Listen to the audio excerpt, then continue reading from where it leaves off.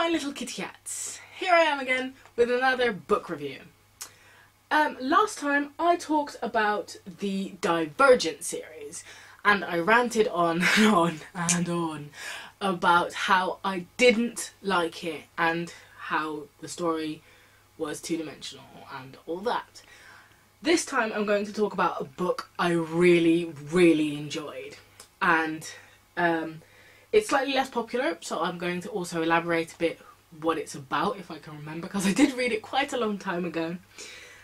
My copy is a little bit broken because I bought it second-hand, really cheap, at a store, and the reason I bought it was because the cover is just so beautiful. It's just shiny and gorgeous. But the book series is Knife, and I'm not sure if you can see, but with my copy there's like a whole segment that just falls out, and I bought it this way. That's why I bought it really cheap, but I don't really care even, because it's not about the book itself, it's about the story. Knife is a young adult fantasy book. It's about fairies.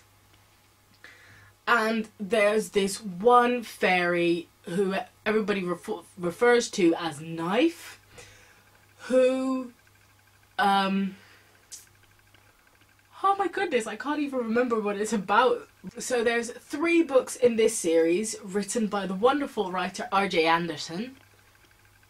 Yes, R.J. Anderson. But then she wrote 2 books that aren't strictly speaking sequels to this book, but they kind of are.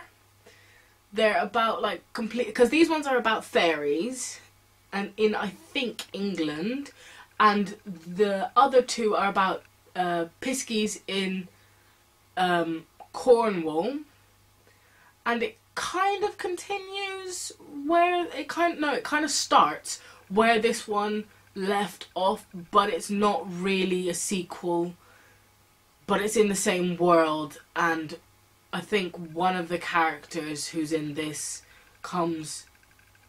has a role in the other 2 books, but I can't really remember because it has been literally years since I read this book.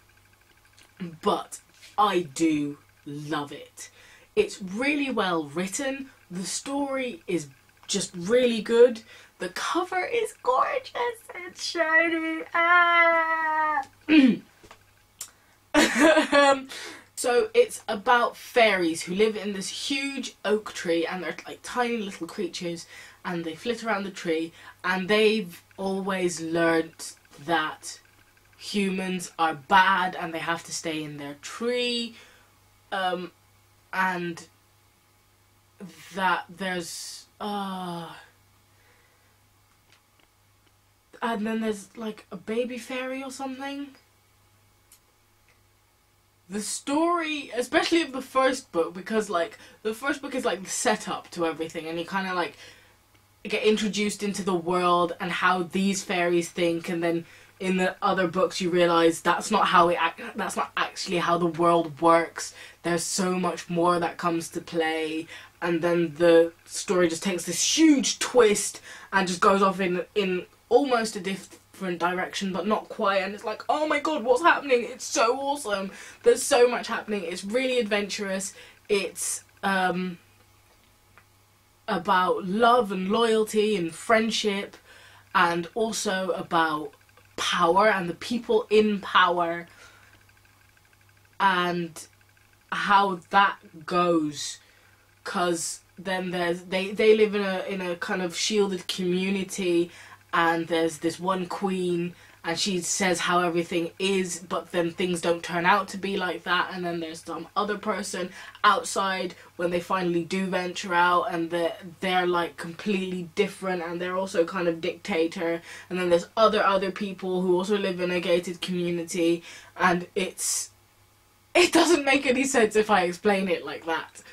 I am definitely going to reread it so I could probably tell you about it better another time.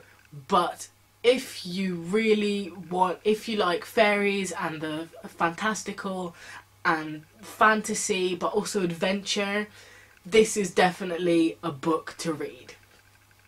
The storytelling's great, the characters are really relatable, but not cliche per se. Well, yeah, they, like all characters in books, they do have cliche aspects, and there are moments of plot convenience in it, but it's just a really good book, and just also really enjoyable and quite easy to read. So definitely give Knife a go if you're not sure what book to pick up next. I will see you guys next time, and keep purring!